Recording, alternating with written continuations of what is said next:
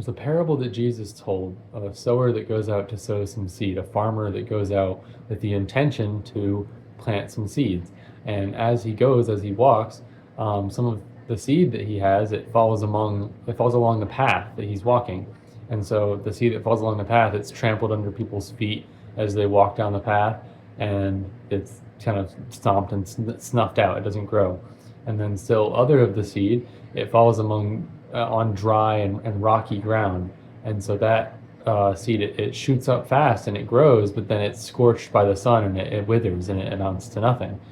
And still other seed falls in in briars, essentially. There's other plants and thorns and sort of vines there. And so those briar patches, they choke out the plants, and so they die and they wither. And then still other seed, it falls among good ground, on good soil. And that seed, it grows and it sprouts up and it multiplies itself, sometimes 5 times as much, sometimes 20 times as much, sometimes 100 times as much. I believe this is where Jesus would say, if you have, whoever has ears to hear, let them hear, because it gives a very clear picture of what it looks like to be God's kingdom. In this metaphor, in this parable, we are the dirt.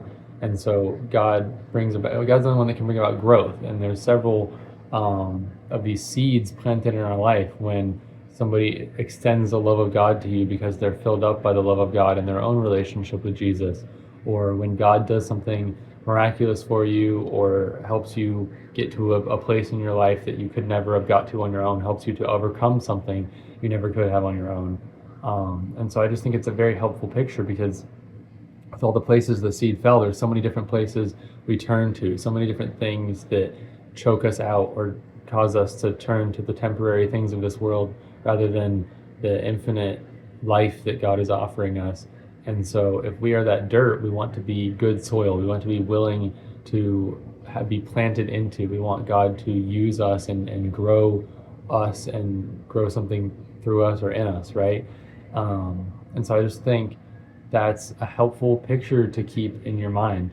But there's so many good parables we could start doing about how, God is the vine, Jesus himself is the vine, and we're connected into that.